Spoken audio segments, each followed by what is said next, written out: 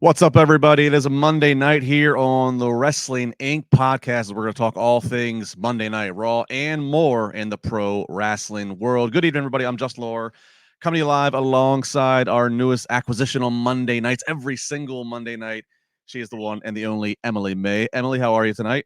I'm good. I don't know if you're a huge baseball fan, but I know many fans were trying to go back and forth watching Raw and the Dodger game. As you can see, I'm sporting my Dodger blue. Yeah, you got split attention tonight, so I'll see how I that know, comes and into I got play. my Dodger dog. Look at you, the Dodger dog. No. So anyway, but very cool. For those of you watching or listening to us live, do apologize. We are a few minutes later than normal. Our esteemed leader on Monday nights, Jack Farmer, was intending to be with us. Just the technical issues are kind of ravaging him right now, so that's where we are here. Don't know if he'll get to jump in with us or not. If not, we wish you the best, Jack, and we will be back with you on the next episode, hopefully possible. So.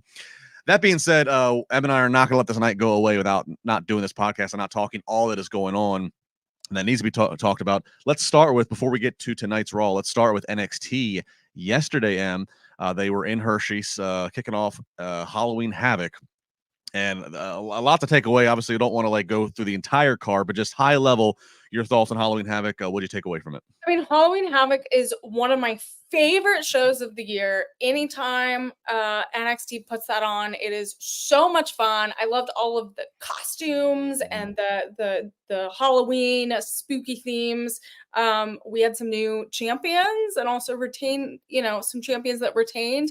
I think it was just a really fantastic night, and it looked like everyone had a really fun time, and that's really came through on the event. Yeah, absolutely did. Love seeing NXT's back out on the road in arenas. That's great to see. Got to give a shout out to Dave LaGreca. You beat me to it. Shout out to my Busted Open compadres. Yesterday did Busted Open as I do every single Sunday, myself and Jonathan Hood, from 9 a.m. to noon, and it was about 11:25 in our third hour. We're in the middle of our third hour, and all of a sudden, Bully Ray is on the phone. Producer goes, "Bully wants to talk." I said, "Okay," and Bully drops it on us that he's on his way to Hershey, and that he's gonna be him and LaGreca are gonna be at Halloween Havoc, and then we see what we see. So a lot of exciting stuff going on in NXT, and now it's bleeding over into the Busted Open world. So it's going to be a lot of fun. Shout out to Keon Robinson, Super Chat, saying big fan of the show. We appreciate that very much. All right, so Halloween Havoc was Sunday night. But then we also, on Saturday night, if you were watching some pro wrestling, specifically TNA, John Layfield is popping up all over the place. A lot of speculation about him. We'll get to him in a moment as a wrestler. But how about this news? Apparently, JBL is now part of the AAA ownership in Mexico. Huge. This was not on the bingo. 2024 has been a wild year, but this was not on the bingo card. I mean, there's a lot of wild things that have happened in 2024. You're right. This was not on my bingo card.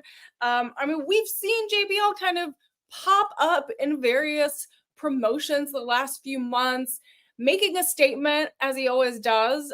So I feel like this is just the beginning of his global takeover.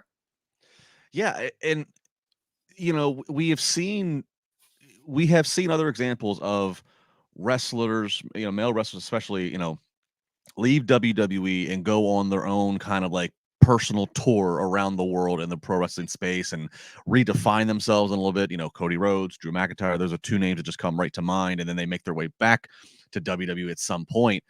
JBL, I thought all of his best years were behind him, and that he was a commentator for a lot of years. I just kind of didn't think that we'd be seeing that, but yet here we are. This back half of 2024, he is making moves. I mean, I saw him recently. It's October, so I saw him back in September, and he was in the best shape I've seen in his life. And what's amazing is we're at this amazing point in wrestling where we have all these Hall of Famers and legends coming back and having appearances and doing promotions that they haven't been able to do when they were in WWE. And so it's this whole new era for these legends. And so we're seeing these new chapters later in their careers. Example, Lillian Garcia coming back after 8 years. Absolutely. So it's really amazing to see, and I think it's just the beginning. We're going to see more and more of this. You know what I find interesting though, when I read this news today about JBL joining the management of AAA, the management or ownership? What's the actual technical? Uh, no ownership. Okay, so when I thought about that, I'm like, all right, stuff, things like this in pro wrestling don't happen by accident. They're not. Rarely are they things that happen on a whim.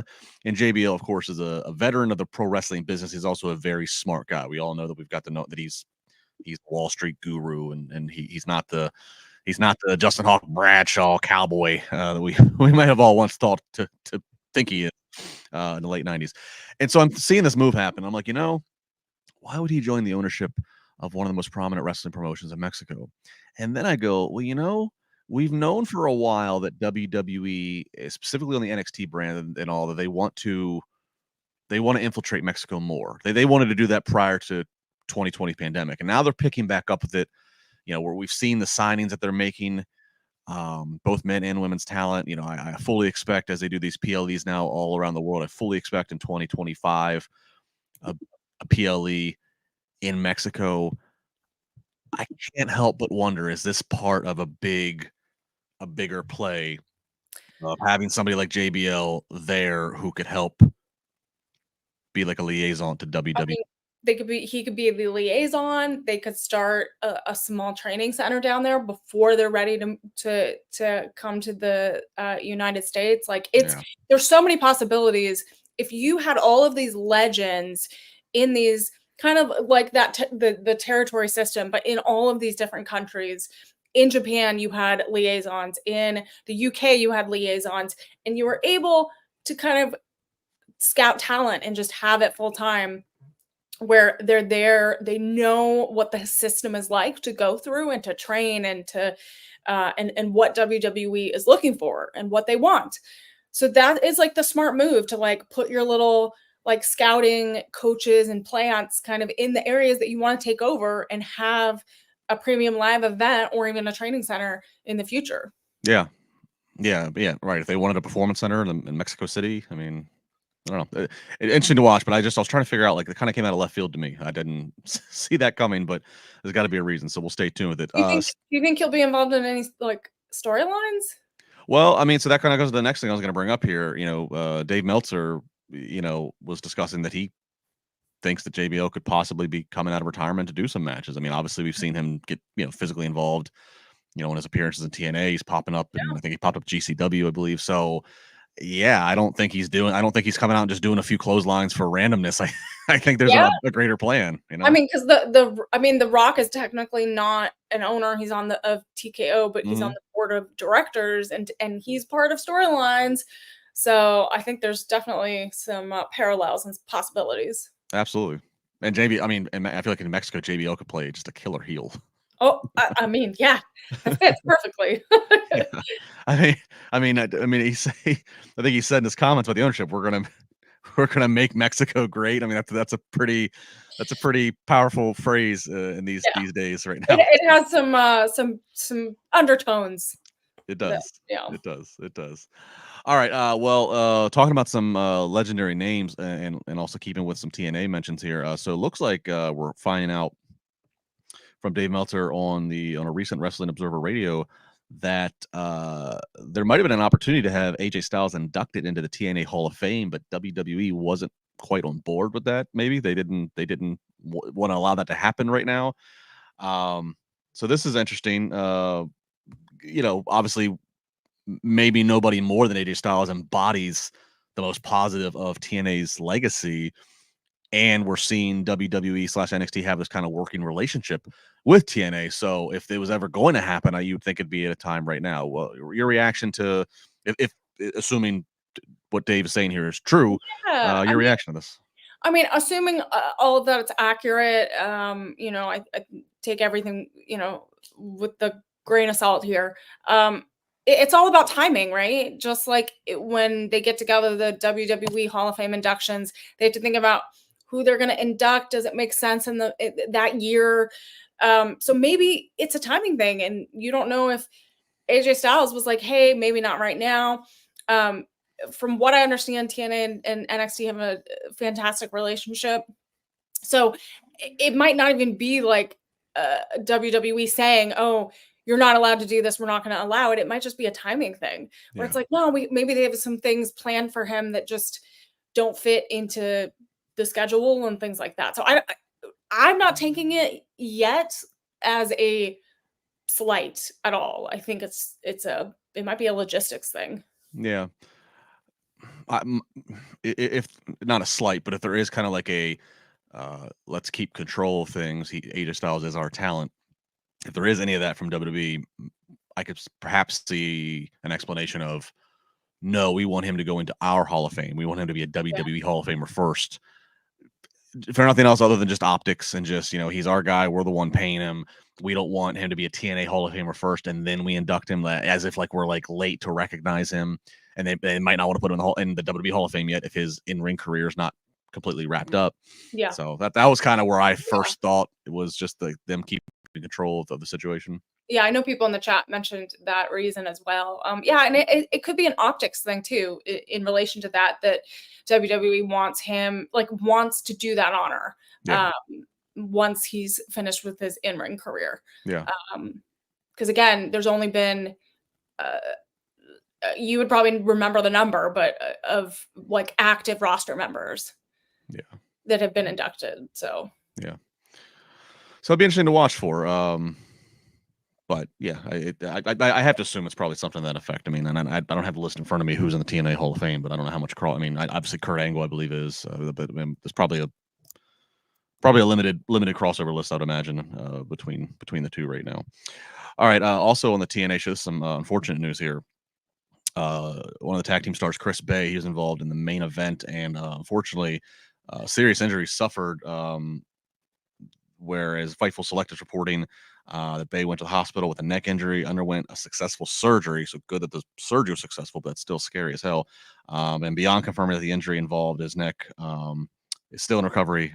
Not much more known for right now. He's a very well-liked guy by the locker room, by the business in general, by the media. So not that makes, not that if he was disliked, it'd be like any better, but really sad news here about Chris Bay. Yeah, this is really heartbreaking news. I've worked with him many times. Always such a joy to work with. I'm sure we'll learn more details, as things come out.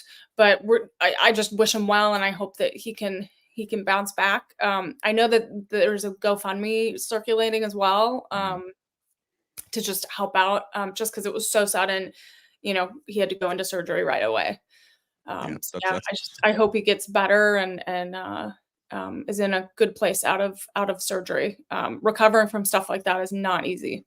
Yeah, I mean, any surgery is serious, but when you're talking about the neck, that's just sad news. Hopefully he does all the best to his recovery and the road to getting better. All right, last piece of news before we jump into Raw here. Again, more kind of backstage scuttlebutt speculation, once again coming from Meltzer and the Wrestling Observer Radio, talking about two tag teams that might be on the brink of splitting up in the WWE world. First, DIY, Gargano and Ciampa. We saw them this past Friday lose to the Motor City Machine Guns, and there was just the slightest bit of seemed like tension as the two were leaving the ringside area. So that there, before you comment on that one, also another one, Street Profits. This one feels like it's been kind of just there for a long time. A lot of speculation of who's going to be the Shawn Michaels, who's going to be the Jannetty out of this. I think Montez Ford really piques a lot of people's interest if this guy has the charisma to be a superstar.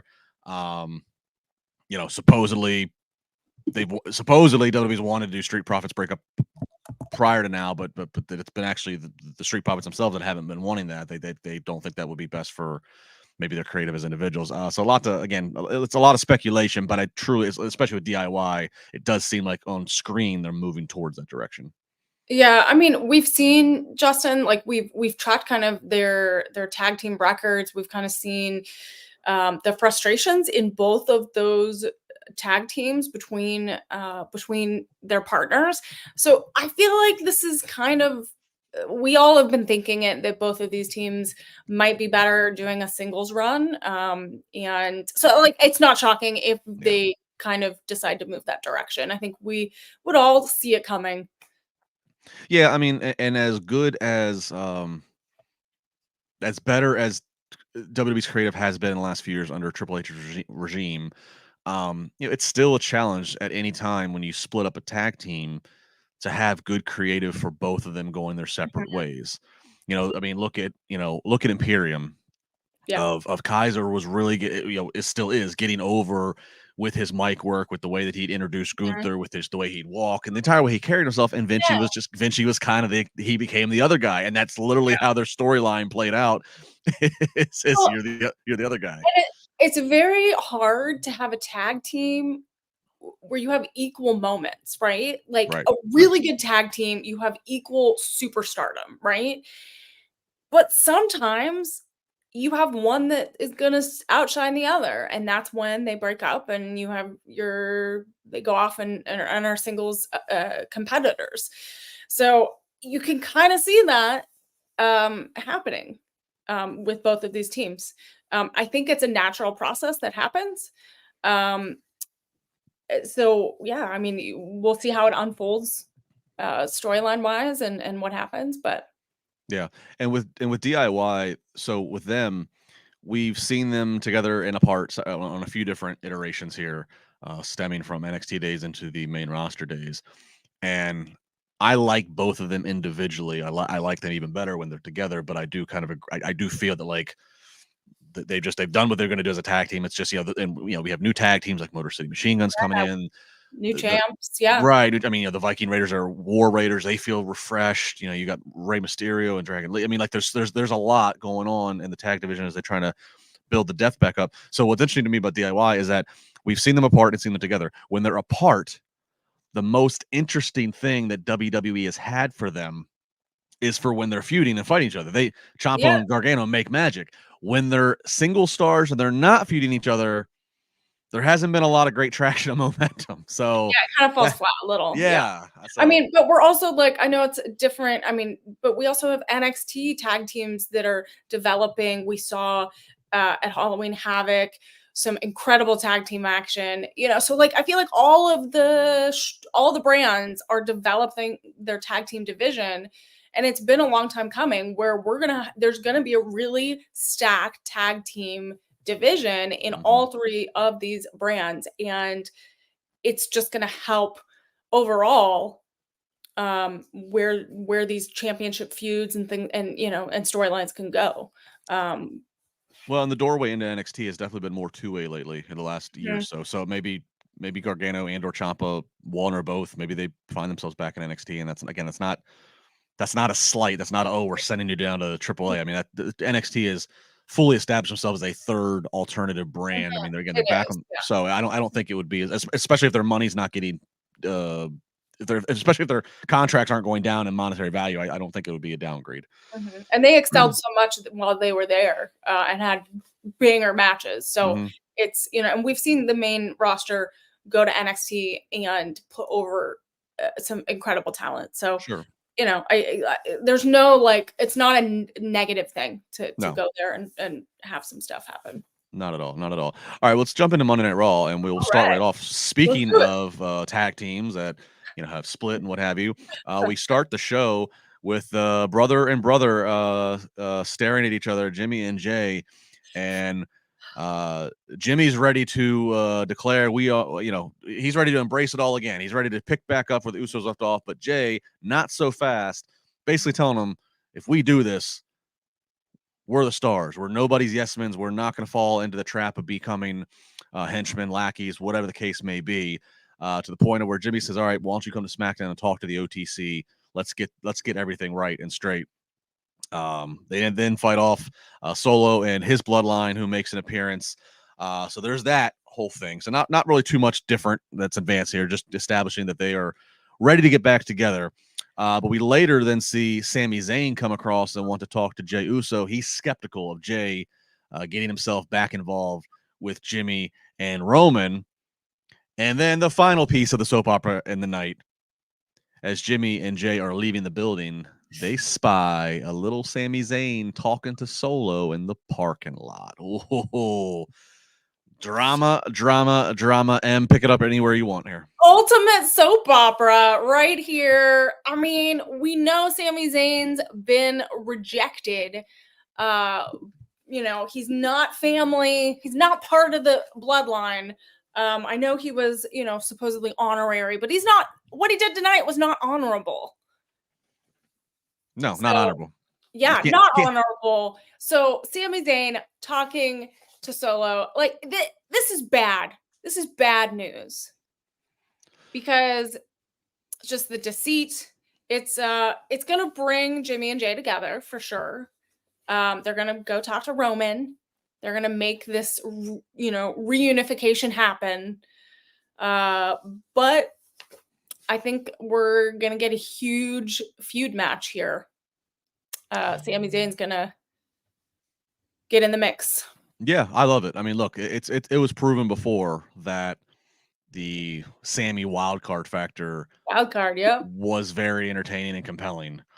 Of him wanting to be an honorary US member and who got along with him. It was really well done stuff. And then so I see no problem revisiting some of those same dynamics that worked.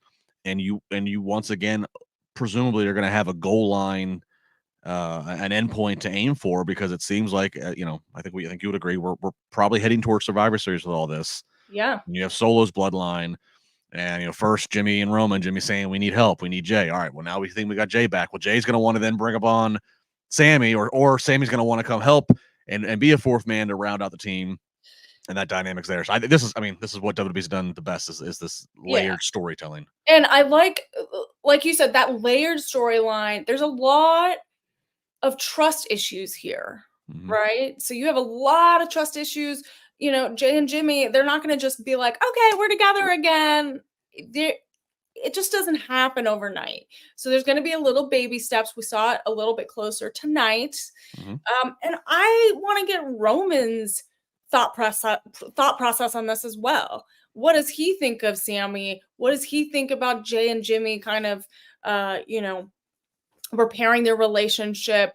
I think there's a lot to unpack here. And yeah, it is leading to Survivor Series, but I just know there's so many opportunities for people to stab each other in the back. Yes, this big of a family and big of a bloodline. That's what makes the best soap opera, right? I know. I mean, we need some more evil twins and someone to come out of a coma, and we need all of this drama. We need some long lost sons and daughters to come popping up. Yeah, just add to the soap opera. Yeah. We need paternity tests. We need the whole works.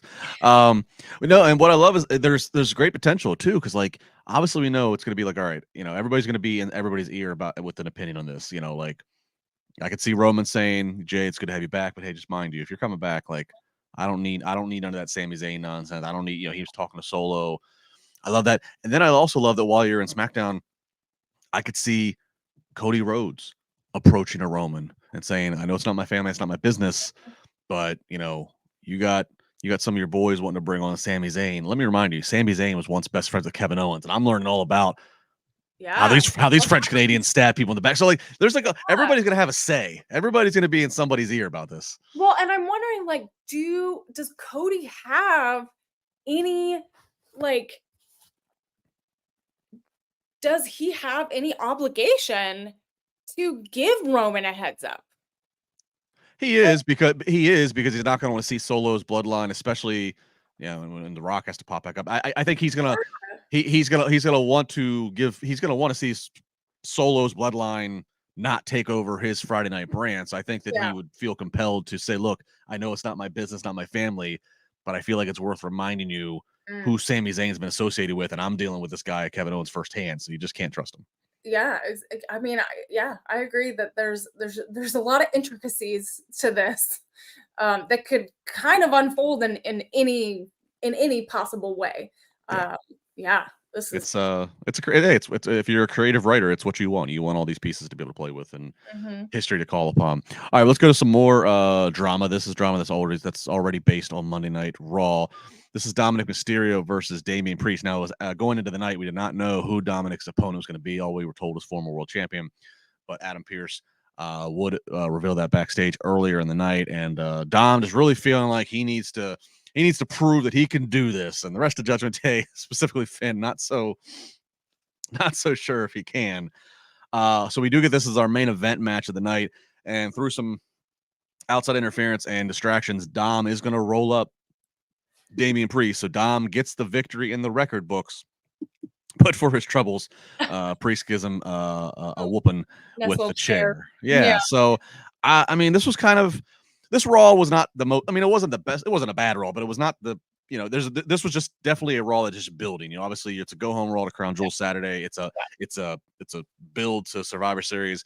That's what this was. A lot of build. It was just a chapter that was necessary for story. So not the biggest thing to go off the air with. We've certainly seen Dom get his ass beat before, so that's not necessarily new and novel. But I took this as Priest obviously wants to get back into the world title picture. He made that clear a week or two ago to Gunther. So this kind of felt like reminding and positioning Priest now as a babyface that he should be a serious title contender. Yeah, I mean, this moment tonight was a show of strength for Priest, because even though he didn't get the win, I think the strength at post-match, the fact that he took on the rest of the Judgment Day, gave Dom, the chair, and then like you close out on that really strong stance of Damian standing tall, even post all the chaos, right? I think that's what he was trying to prove, right? But I feel like we've been seeing Dom and Liv and all of the Judgment Day. I knew, like, watching this match, I was like, they're gonna come out, they're gonna cause this match to go in Dom's favor, because we've seen it before. So history keeps repeating itself in regards to the Judgment Day. So I feel like Damian Priest needs to find again who he's going to go after next, because he's never really going to have a clear championship picture, path to victory, if Judgment Day kind of keeps distracting him. So I think, again, it was a show of strength, and he just has to, I think he needs to shift his focus a little bit. So if I'm hearing you right, you're saying that, obviously Priest was, he was champion earlier in the year as a heel with Judgment Day. Now he's a babyface out of Judgment Day. He wants to get back in that title picture and challenge Gunther. Yeah. But it's almost like it'll be hard to focus on that as a viewer, as long as he's still got Judgment Day stuff going on. It's just going to be a constant distraction. It's like they got to finally, they got to give some finite ending to he and Judgment Day. Yeah, I mean, I think it's going to be hard for him to concentrate, not as a viewer, but for him. Yeah. Because if he's getting distracted by all of his past feelings and Rhea's past feelings and all of this and this rivalry, he can't go after Gunther. Yeah. So I think he needs to close this chapter, and hopefully they don't get in the way of any of his other championships. Yeah. Yeah, I mean, he stood tall and looked dominant. I mean, it is still an L. Yeah. He did lose. So so in theory, that's not supposed to move you up the rankings to be a number one contender. But we'll see where this goes here. I definitely feel like we're coming towards there's still a thirst by the audience. It's clear there's still a thirst to see Rhea get her hands on Dom at any point. Rhea can still get her hands on Liv. There's obviously now Raquel back in the situation. I feel like there's a lot more meat on the bone still for Rhea to feud with Judgment Day, but I do kind of feel like I don't know what more I really want to see with them and Priest. Yeah. And I like all characters and parties involved. Mm-hmm. It's not like any one is boring me or anything like that. I don't know what more I really need to see or need to see done. Yeah, and maybe that's the feeling I'm having too, is I feel like I love all of them individually, and then together, Priest and Ripley together, really great. Judgment Day, the new incarnation is really fun. But how it's like a formula. How many matchups and how many different scenarios can you do? And that's where we're getting to at this point. And obviously Finn and his issues with Damian when they were both at Judgment Day, that was clear. They foreshadowed all that, and that eventually came to a head. Yeah, and it did. Yeah. But even now, even tonight, Finn was the most vocal of doubting Dom and was the first to walk off backstage. There's still so there's there's still, I guess, maybe more disintegration to come. There's more. Exactly. Like more Judgment Day members are going to be like, Dom, we don't like you. Like it's, I think there's more just like, I like that word, disintegration of Judgment Day. All right, we'll keep it. We'll keep watching. That's what we're here for, and we'll talk about it. That's what we also do here. All right, let's move to something else that's also been going on for months, albeit with a little bit of a break in there to sell the injury. But I am here for it every time, and that is Seth Rollins and Bronson Reed. Seth comes out cutting a promo, and then Bronson Reed pops up on the screen. He's out in the parking lot. Of course, both men have said they wouldn't cause Adam Pearce any more heartache in the building and disrupt his show. But what about on the parking lot? And so that's where Seth says, don't you move, big boy. I'll be there in a moment. And we follow him out, and they once again have a brawl in the parking lot. Seth gives him the curb stomp on the hood of a car. Great call by Joe Tessitore. If he just made him a hood ornament.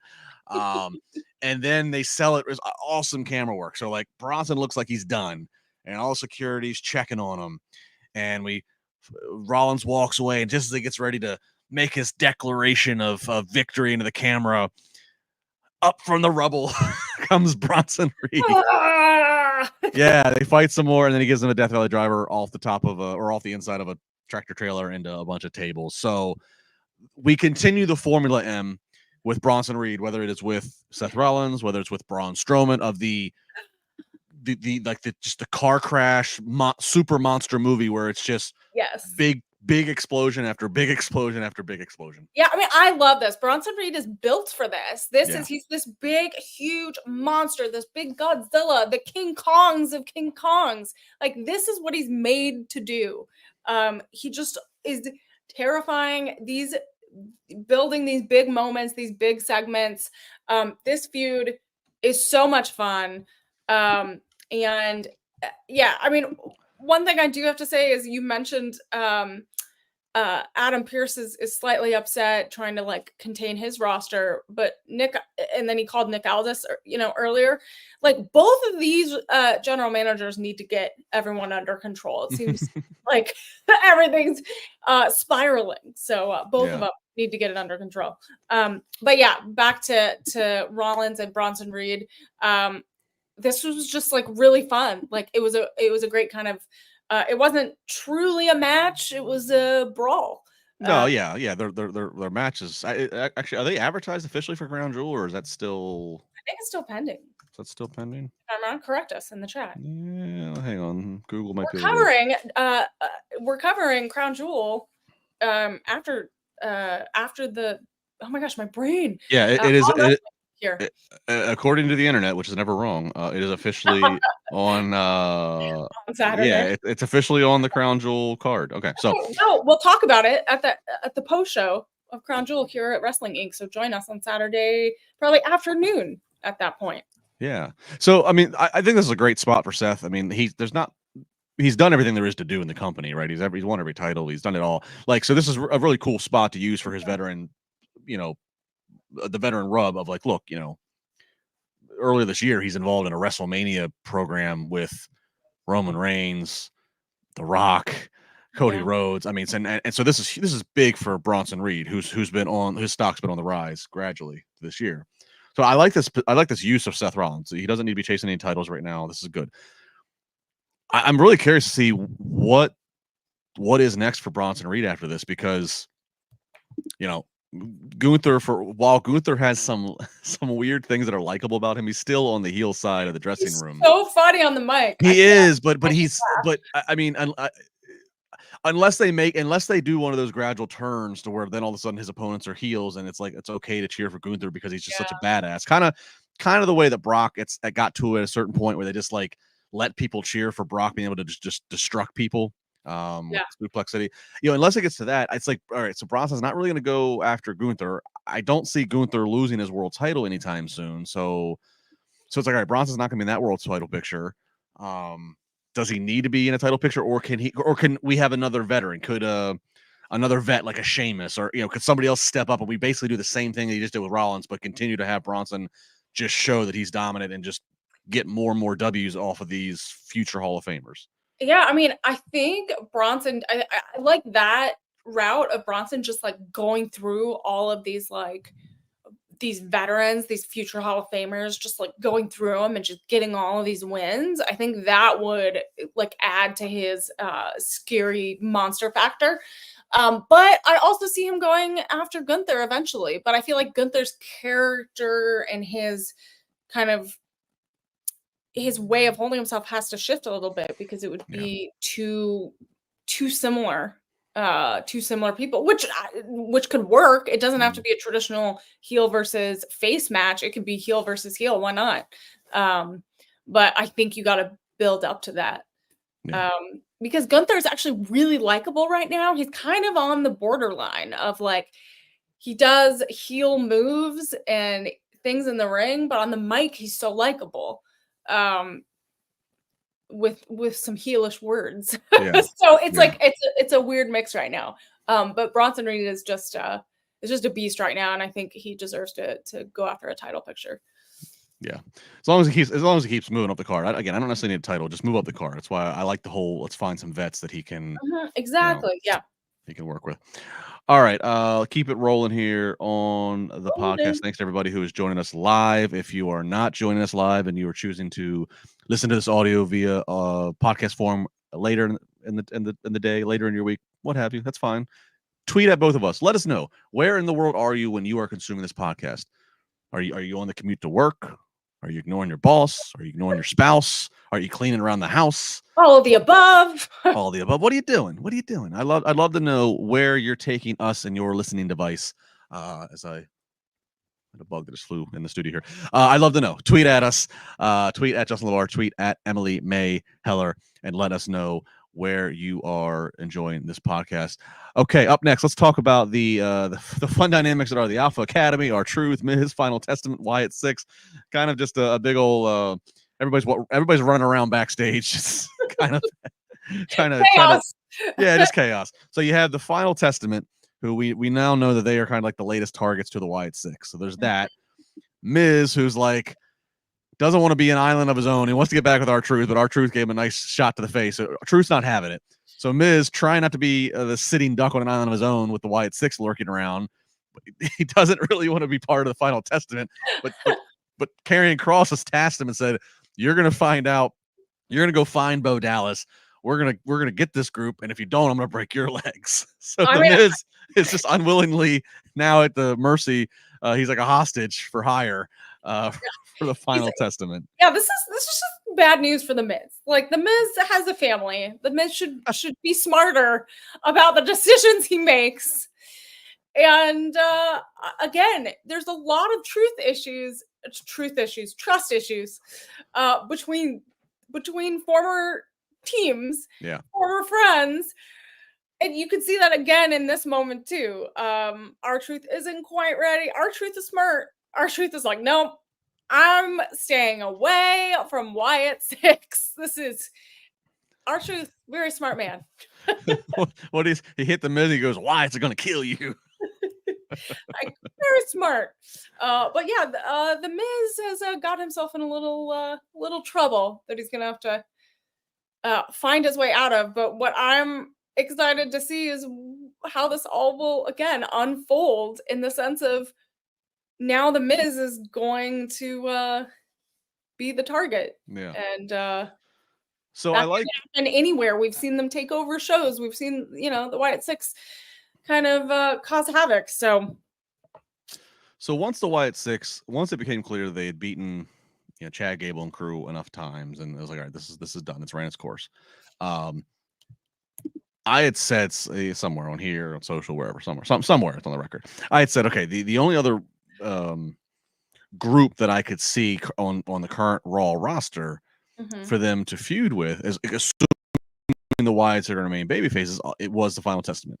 One, because the Final Testament is a group, so not in terms of numbers, and Final Testament has Scarlett, so there's a woman to for Nikki Cross's character to play off of. Also, the Final Testament just really didn't have a lot going on creatively, so again, there's something there. The Wyatt 6 is still a tribute to Bray Wyatt, so the crowd's not really going to want to boo it, so you're not going to try to push them as heels.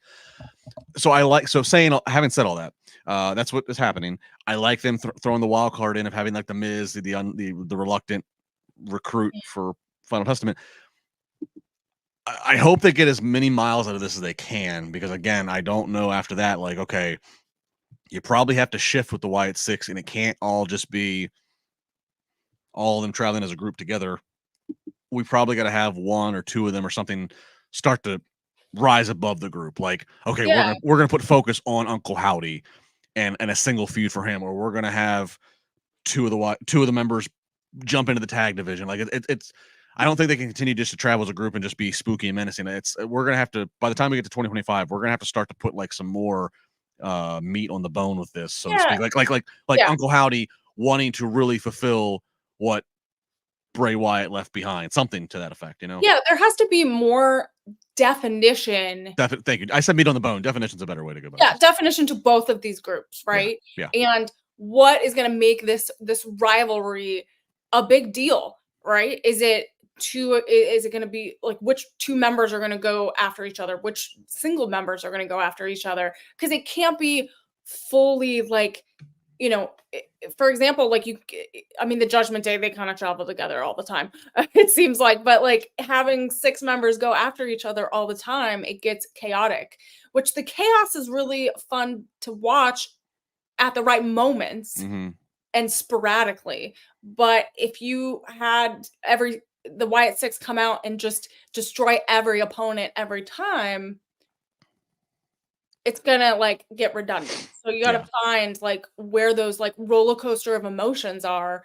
and those little storyline points. But yeah, I think the definition of both of these groups, why they're going after each other, you know, again, we've talked a lot about tag teams breaking up. Is there going to ever be, at any chance down the line, some stabbing each other in the back, some deceit, some things that might break break some of these members off, and have either new members or it gets smaller. It's all different, very, variety of things that could happen. I like the fact though that the Wyatt Six was obviously a big deal when they debuted, and I like that it's become established and accepted that they don't have to be on every week. And then Yeah. when their feud was with Gable and American Made was kind of wrapped up, they were off for a month or whatever it was, and credit to WWE and them and everything, when they resurfaced and started making their intentions towards Final Testament, like the crowd was chanting like, "This is awesome," or "Holy," that's like, I mean, it's still, there's still a novelty to see these crazy characters live and in living color to these live crowds. They're making it so, I think there's a credit to be there. But yeah, I'll be curious to see what this I said it's disintegration earlier with Judgment Day. Maybe Judgment Day continues to disintegrate, and maybe another member or two leaves off, and maybe what the next version of Judgment Day is, whether that's JD, Finn, and Carlito alongside Raquel. Maybe that is the next group that deals with the Wyatt Six. I don't know, but yeah, maybe that's like the only way the Solo Sikoa and the Bloodline, his new Bloodline gets taken out is Wyatt Six. Maybe it needs to do a little bit more. That would be a choice, because that would be a fine line of walking, like, because the Wyatt Six is they're already an interesting blend. There's a very real reality to them that the person that their entire group is basically paying homage to is a real life person who tragically passed away. So there's real humanity there, but then there's like this, there's the crazy supernatural to it. So to have a group like that cross paths with the Bloodline, that would be well, I'm not saying it couldn't work, but that would be fascinating to watch how they would pull something off like that. It might challenge everyone on a different level. Oh, that if you're in the writer's room, that's some homework. You're going home. You're scratching your head for a little bit. You got some homework for that. I'm giving people homework. I'm That's passing it out. What's the extra homework. credit though? I always was into that. You strike me as an extra credit person. You strike me as I stayed up the last night just to squeak by with the B-, and then your ass had to go to the extra credit, and you screwed the grading curve up. No comment, Justin. No comment. Don't look at my report cards. Yeah. I was the kid that asked for extra credit at the end of class. Like, don't. Oh yeah, this is why I got beat up, Justin. You didn't believe me. Oh no, you didn't really get beat up, did you? Yeah, for sure I did. Oh, that's not cool. Yeah, that's why I got into wrestling. You gotta learn some moves. Take those bullies down. Well, you're probably doing better than all those bullies now. So good look at you. All right. Anyway, back Anyway, to Raw. anyway, back to the track meant to travel here. All right, LWO versus New Day versus War Raiders, #1 contender tournament finals here. For the tag titles, to be #1 contender for the tag titles. Some miscue here with Xavier Woods. LWO looks like they're gonna get the victory. Chad Gable is grabbing Rey Mysterio on the outside, putting the ankle lock on him. Ultimately, out of all the chaos, War Raiders take advantage and they get the win. So War Raiders, they will be taking on Judgment Day here in due time on the Monday Night Raw side of things. So, triple threat tag team matches, you don't they're an interesting thing. I can tell you from experience of being around them from in my time working on the indies, that's a lot of moving parts. They're very difficult to put together and make them all make sense. And where is everybody going to be at the right time? But if it goes well, it can be awesome. I was entertained by this. I love all three of these teams, and I was entertained by the complement of styles. Let's just say. Yeah, no, I was too. This was a really fun match. I think, again, it was a lot to watch, again, when you get that many teams together in the ring. But I think it all, the War Raiders are rebranded back to kind of their original look and feel. And it's good that they got this win, because I think it shows that they're pushing that forward. So yeah, I think it's going to be interesting to watch that matchup. Absolutely. So we'll stay tuned to that. We did see Zelina Vega versus Ivy Nile.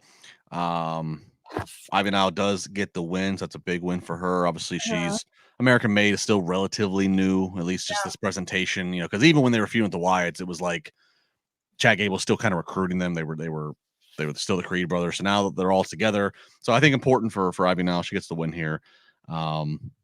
Time will tell if she can move her way up and be any kind of challenger in the women's division for a title. But yeah, and again, like, Zelina Vega is such a strong competitor, so I feel like this was a good matchup where Zelina Vega, even though she got the loss, was able to put over that win for Ivy Nile. Yeah, agreed.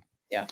And one of the matches we had early in the night, Ludwig Kaiser versus Sheamus. Sheamus gets the win. There's history here between these two, obviously, over the last few months. This is very physical, as it's always going to be with Sheamus. The thing to note, and I love Joe Tessitore getting to point it out, this is something that WWE has embraced again, as we can refer to history, we can call back on things, is this past Saturday, October 26th, was 15 years to the day since Sheamus had his first match on Raw, which is just, God, where did the time go?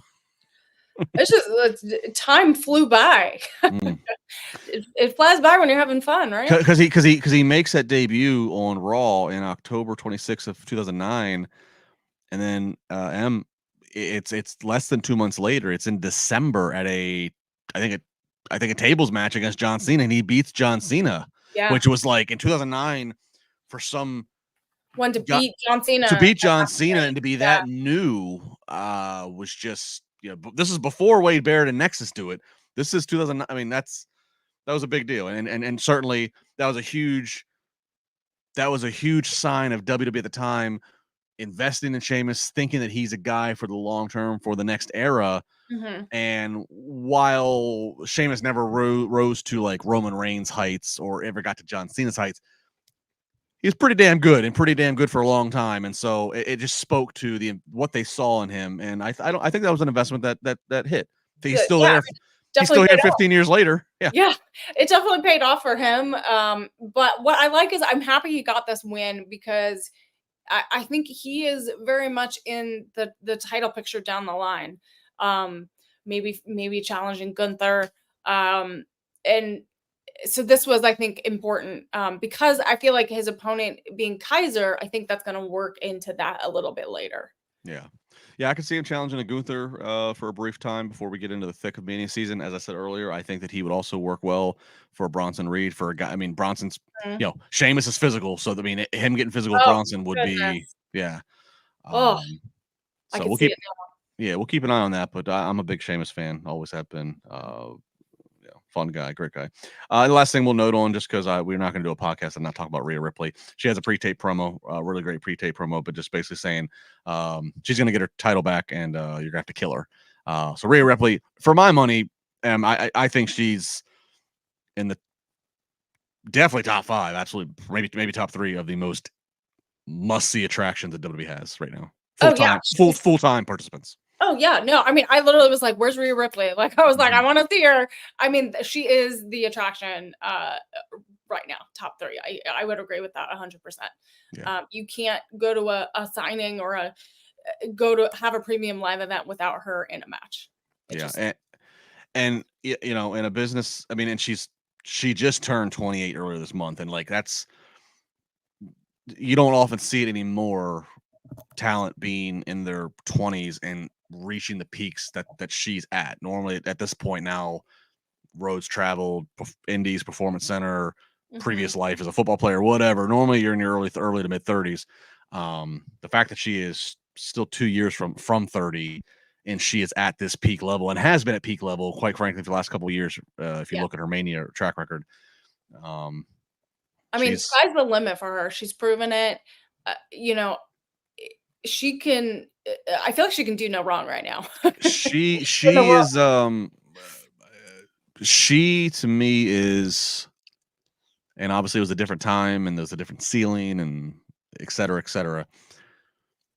When I look at Rhea Ripley and all that she is and how just gravitating I see audiences. I mean, I see guys that are fawning over her, but then I see females in the audience that want to just dress as her and emulate her and look at her as some type of role model. So a win-win all around, right?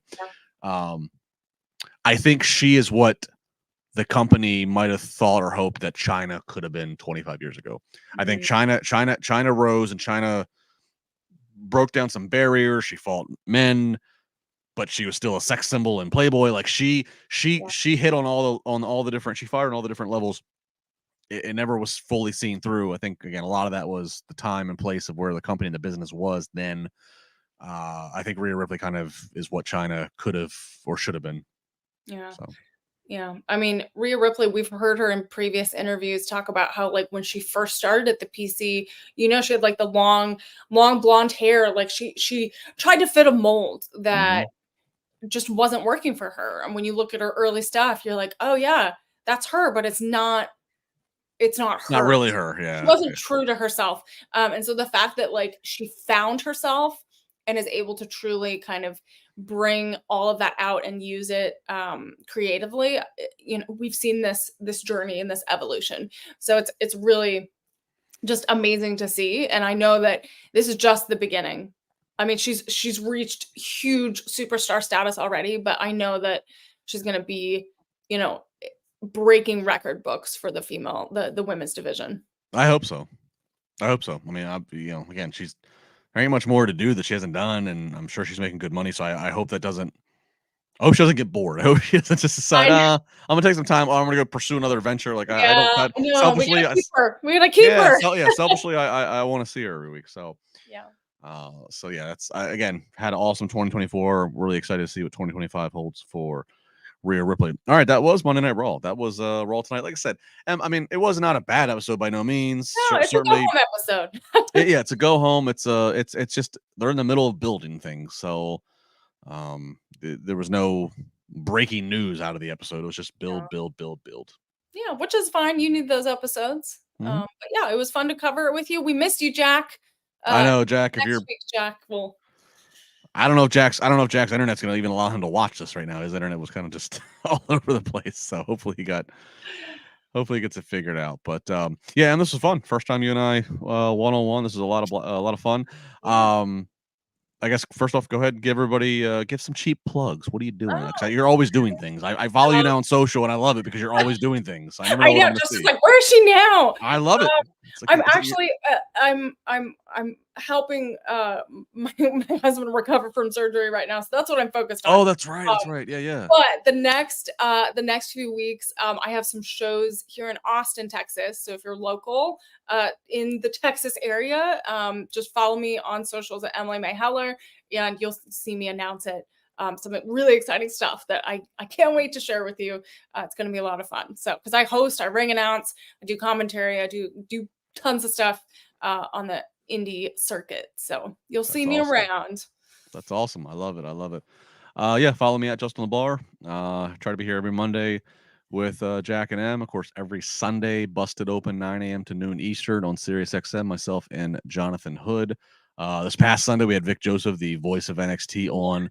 So he was on just hours before Halloween Havoc. He gave us the exclusive on the wardrobe of what jacket he was going to wear, and he wore his jack-o'-lantern jacket. So I saw that. That was very, very spooky for Halloween. Yeah, always fun to do Busted Open every single Sunday. So check us out there if you have not done so. Thanks to all of you that are here on the podcast for Wrestling Inc. Again, Wrestling Inc. All throughout the week. Raw, Dynamite, SmackDown, as M said, Crown Jewel this weekend.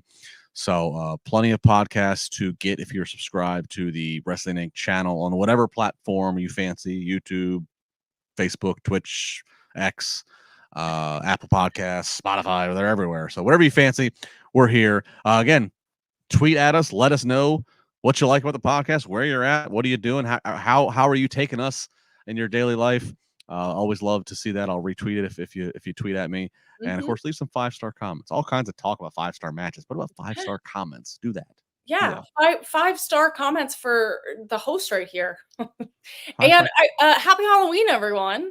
Yes, happy Halloween. Are you dressing up, Em? So I have multiple outfits. Really? So I go all out for Halloween. I'm not surprised by that, actually. I'm not.